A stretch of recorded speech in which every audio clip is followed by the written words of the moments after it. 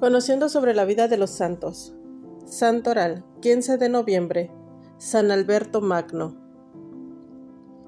Cada 15 de noviembre la Iglesia Católica celebra a San Alberto Magno, doctor de la Iglesia y patrono de los estudiantes de ciencias naturales. Alberto Magno, de Magnus, grande en latín, fue una de las figuras centrales de la cultura medieval, reconocido y admirado por numerosas razones, entre las que resalta su amor por el saber y el conocimiento.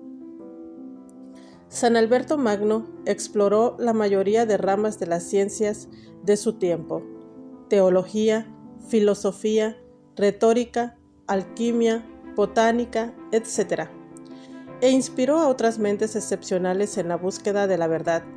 Entre sus discípulos estuvo Santo Tomás de Aquino. A Alberto se le conoce como el Doctor Universalis, Doctor Universal, debido a su vasto conocimiento, el que fue adquirido con mucho esfuerzo y, aunque pocos lo saben, con la ayuda de la Virgen María, con quien San Alberto hizo una suerte de trato. San Alberto fue un maestro, el más importante de los teólogos de todos los tiempos, pero Alberto es un hombre grande por sí mismo. De origen suabo, pertenecía a la familia Volstead, nació en el castillo de Lauenheim, a orillas del Danubio, en 1206. Lo único que sabemos sobre su juventud es que estudió desde los 16 años en la Universidad de Padua, donde vivía su tío. Allí encontró en 1222 al beato Jordán de Sajonia, segundo maestro general de la Orden de Santo Domingo, quien lo dirigió en la vida religiosa, y escribió desde Padua a la beata Diana de Andelo, que estaba en Bolonia, anunciándole que había admitido en la orden a 10 postulantes, y 2 de ellos son hijos de condes alemanes. Uno era Alberto. Cuando el conde de Volstead se enteró de que su hijo vestía el hábito de los frailes mendicantes, se enfureció sobremanera y habló de sacarlo por la fuerza de la orden. Pero los superiores de Alberto le enviaron discretamente a otro convento, probablemente el de Colonia, Alemania, donde estaba la escuela más importante de la orden, y la cosa paró ahí. El hecho es que Alberto enseñaba en Colonia en 1228 y en 1229 vistió el hábito de los frailes predicadores. Más tarde fue prefecto de estudios y profesor en Hildesheim, Friburgo de Brisgovia y Estrasburgo. Cuando volvió a Colonia era ya famoso en toda la provincia alemana. Como París era entonces el centro intelectual de Europa Occidental, Alberto pasó allí algunos años como maestro subordinado, hasta que obtuvo el grado de profesor. La concurrencia de estudiantes a sus famosas clases fue tan grande que debió enseñar en la plaza pública, la cual, aunque pocos lo saben, lleva su nombre. Se trata de la Plaza Maubert, nombre que viene de Magnus Albert. Elegido superior provincial de Alemania, abandonó la cátedra de París y estuvo constantemente presente en las comunidades que gobernaba, recorriendo a pie la región, mendigando por el camino el alimento y el hospedaje para la noche.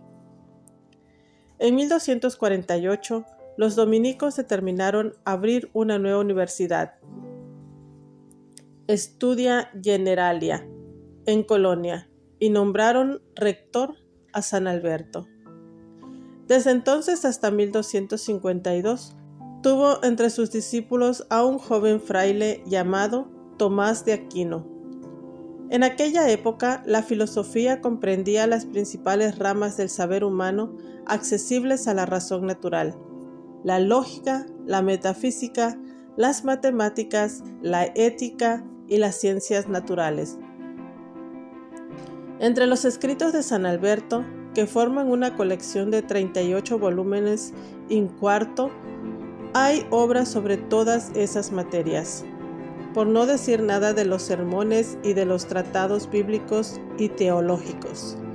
La figura de San Alberto y la de Rogelio Bacon se destacan en el campo de las ciencias naturales, cuya finalidad, según dice el santo, consiste en investigar las causas que operan en la naturaleza.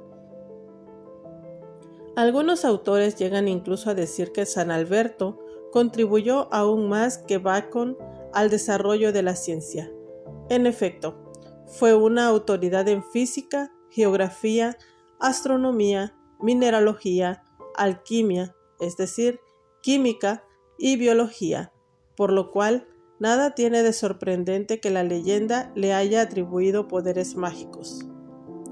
En sus tratados de botánica y fisiología animal, su capacidad de observación le permitió disipar leyendas como la del águila, la cual, según Plinio, envolvía sus huevos en una piel de zorra y los ponía a incubar al sol.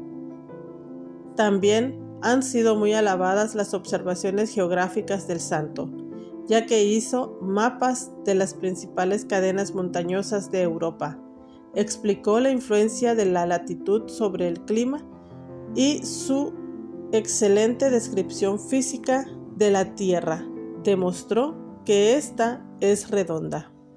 Pero el principal mérito científico de San Alberto reside en que, al caer en la cuenta de la autonomía de la filosofía y del uso que se podía hacer de la filosofía aristotélica para ordenar la teología, reescribió, por decirlo así, las obras del filósofo para hacerlas aceptables a los ojos de los críticos cristianos. Por otra parte, aplicó el método y los principios aristotélicos al estudio de la teología, por lo que fue el iniciador del sistema escolástico que su discípulo Tomás de Aquino había de perfeccionar. Así pues fue San Alberto el principal creador del sistema predilecto de la Iglesia. Él reunió y seleccionó los materiales, echó los fundamentos y Santo Tomás construyó el edificio. Al mismo tiempo se mantenía humilde y rezaba así: Señor Jesús, pedimos tu ayuda para no dejarnos seducir de las vanas palabras tentadoras sobre la nobleza de la familia, sobre el prestigio de la orden, sobre lo que la ciencia tiene de atractivo. San Alberto escribió durante sus largos años de enseñanza y no dejó de hacerlo cuando se dedicó a otras actividades. Como rector del Studium de Colonia, se distinguió por su talento práctico, de suerte que de todas partes le llamaban a arreglar las dificultades administrativas y de otro orden. En 1254 fue nombrado provincial en Alemania. 2 años más tarde, con su alto cargo, asistió al capítulo general de la orden en París, donde se prohibió a los dominicos que aceptasen en las universidades el título de maestro o doctor, o cualquier otro tratamiento que no fuera el de su propio nombre. Para entonces ya se le llamaba a San Alberto el doctor universal. Y el prestigio de que gozaba había provocado la envidia de los profesores laicos contra los dominicos. En vista de esa dificultad que había costado a Santo Tomás y a San Buenaventura un retraso en la obtención del doctorado, San Alberto fue a Italia a defender a las órdenes mendicantes contra los ataques de que era objeto en París y otras ciudades. Guillermo de Saint-Amour se había hecho eco de dichos ataques en su panfleto sobre los peligros de la época actual. Durante su estancia en Roma, San Alberto desempeñó el cargo de maestro del Sacro Palacio, es decir, de teólogo y canonista personal del Papa. Por entonces, predicó en las diversas iglesias de la ciudad. En 1260, el Papa le ordenó obispo de la sede de Regensburgo, la cual, según se le informó, era un caos, tanto en lo espiritual como en lo material.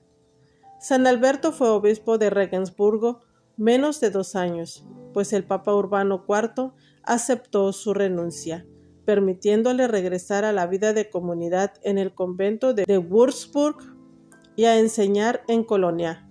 Pero en ese breve periodo hizo mucho por remediar los problemas de su diócesis. Su humildad y pobreza eran ejemplares. Desgraciadamente, los intereses creados y la persistencia de ciertos abusos no permitieron al santo terminar la obra comenzada. Para gran gozo del maestro general de los dominicos, Beato Humberto de Romanos, que había tratado en vano de impedir que Alejandro le consagrase obispo, San Alberto volvió al Studium de Colonia, pero al año siguiente el santo recibió la orden de colaborar en la predicación de la cruzada en Alemania con el franciscano Bertoldo de Ratisbona. Una vez terminada esa tarea, San Alberto volvió a Colonia, donde pudo dedicarse a escribir y enseñar hasta 1274, cuando se le mandó asistir al Concilio Ecuménico de Lyon. En víspera de partir, se enteró de la muerte de su querido discípulo Santo Tomás de Aquino. Según se dice, lo supo por revelación divina. A pesar de esta impresión y de su avanzada edad, San Alberto tomó parte muy activa en el concilio, ya que junto con el beato Pedro de Tarantaise, Inocencio X y Guillermo de Moerbeke, trabajó ardientemente por la reunión de los griegos, apoyando con toda su influencia la causa de la paz y de la reconciliación. Probablemente la última aparición que hizo en público tuvo lugar 3 años más tarde, cuando el obispo de París, Esteban Tempier y otros personajes atacaron violentamente ciertos escritos de Santo Tomás. San Alberto partió apresuradamente a París para defender la doctrina de su difunto discípulo, que coincidía en muchos puntos con la suya, y la propuso a la universidad que le diese la oportunidad de responder personalmente a los ataques, pero ni aun así consiguió evitar que se condenasen en París ciertos puntos. En 1278, cuando dictaba una clase, le falló súbitamente la memoria y perdió la agudeza de entendimiento. San Alberto había dicho que, de joven, le costaban los estudios y que por eso una noche dispuso huir del colegio donde estudiaba. Pero al tratar de huir por una escalera colgada de una pared, cuando llegó a la parte de arriba se encontró con Nuestra Señora la Virgen María, que le dijo: Alberto, ¿por qué en vez de huir del colegio no me rezas a mí, que soy causa de la sabiduría? Si me tienes fe y confianza, yo te daré una memoria prodigiosa, y para que sepas que sí fui yo quien te la concedí, cuando ya te vayas a morir, olvidarás todo lo que sabías. Aquello sucedió como la Virgen le dijo.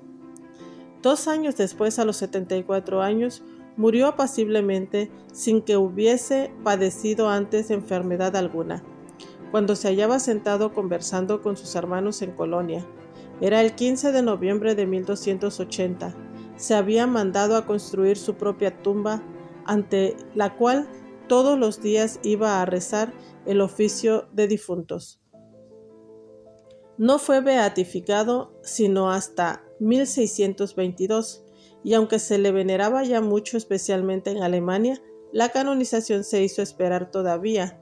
En el año 1872 y en 1927, los obispos alemanes pidieron a la Santa Sede su canonización, pero al parecer fracasaron. Finalmente, el 16 de diciembre de 1931, Pío XI, en una carta decretal, proclamó a Alberto Magno doctor de la Iglesia, lo que equivalía a la canonización, e imponía a toda la Iglesia de Occidente la obligación de celebrar su fiesta. San Alberto, según dijo el sumo pontífice, poseyó en él más alto grado del don raro y divino del espíritu científico. Es exactamente el tipo de santo que pueda inspirar a nuestra época, que busca con tantas ansias la paz y tiene tanta esperanza en sus descubrimientos científicos. San Alberto es el patrono de los estudiantes de ciencias naturales. San Alberto Magno, dijo el Papa Benedicto XVI en el año 2010, nos recuerda que entre ciencia y fe existe amistad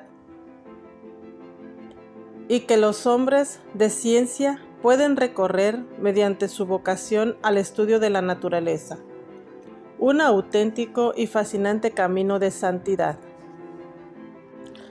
Oración de San Alberto Magno. En el nombre del Padre, y del Hijo, y del Espíritu Santo. Amén. Señor Jesucristo, que me llamaste a la primera hora de la mañana a tu viña, pues me has conducido desde mi juventud para trabajar en la religión por el premio de la vida eterna. Cuando todo se haya consumado y ya en el juicio final premias las acciones, ¿qué me darás a mí que estuve todo el día ocioso, no ya en la plaza del mundo, sino en la misma viña de la religión? Oh Señor, que no mides nuestras acciones con el peso público, sino con la alabanza del santuario. Haz que al menos caiga en la cuenta y me convierta en la hora 1/10, y que no sea hallado envidioso, porque tú eres bueno. Amén. Gloria al Padre, y al Hijo, y al Espíritu Santo, como era en el principio, ahora y siempre, por los siglos de los siglos. Amén. San Alberto Magno, ruega por nosotros.